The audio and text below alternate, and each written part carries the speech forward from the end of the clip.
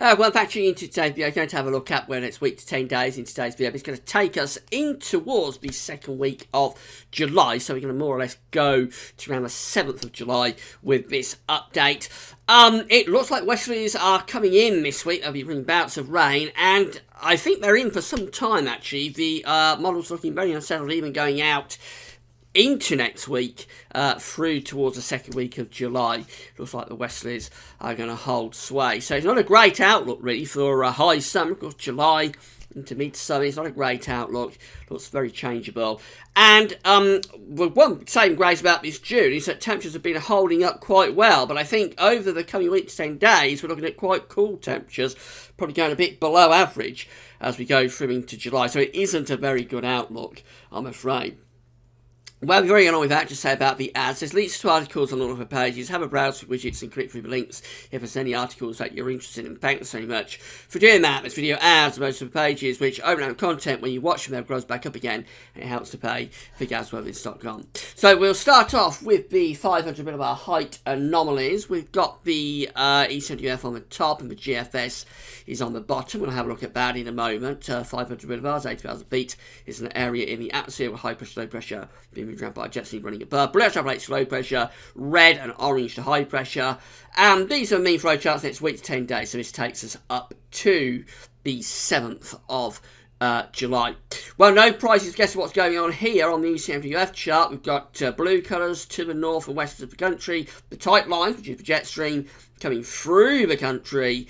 And it's just westerly dominated weather. It's unsettled and it's quite cool as well. You don't need too much interpretation about that. You don't need too much interpretation about this either. This is for GFS. It's very similar. In fact, it's even worse because the trough is centred generally a little bit further south compared to the E70F, which sends the jet stream a bit like that. So it places us on the cool side of the jet. That is really quite a cool scenario. It will be very unsettled as well with that trough of low pressure indicated by those blue colours producing quite a few bands of rain.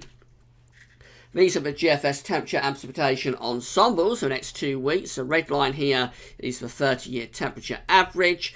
And, well, I told you at the start of the video, it looks like we're going cool, and that's what the model is seeing, generally trending below the red line throughout, really, right through towards the end of this, which takes up towards the middle of July. Actually, that's in the extended range, so not really worth worrying about. But the 1st of July is just there. And you can see the general trend is cooler than average. So it is a cool outlook for July, I'm afraid.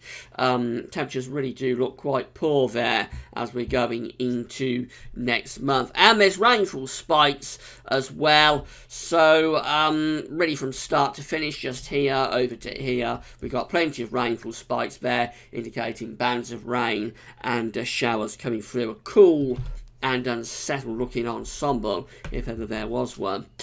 Temperature anomalies for the coming week. This going from the 27th of June through to the 5th of July, generally coming out cooler than average, as is most of Western Europe, to be fair. The warmth is in the east and the southeast of Europe, but yeah, it looks pretty cool for the coming week. Precipitation, that's generally average to above average, so western northern areas look most wettest, but all places will be getting bands of rain coming through during the coming week from the 27th of June to the 5th of July. These are generic charts. This is for Friday the 1st of July, starting the month on an unsettled note with low pressure centred in northern Scotland. There's a band of wet weather pushing southwards here on the 1st of July. After that, it just stays unsettling to the first weekend of July. So this is Sunday the 3rd, bringing another bout of rain in off the Atlantic. That looks quite a heavy and persistent rain as well for Sunday.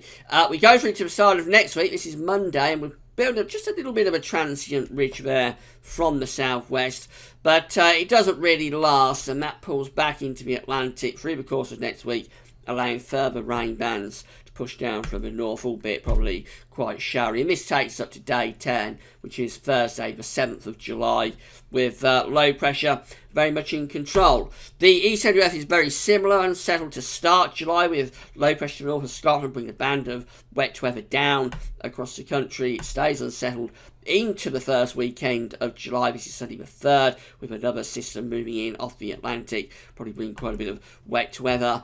Moving into next week, this is Monday the 4th, a week away, and low pressure still in control. A little bit of a ridge building to the south, very transiently, I would have thought, as this low pressure moves through on Tuesday the 5th.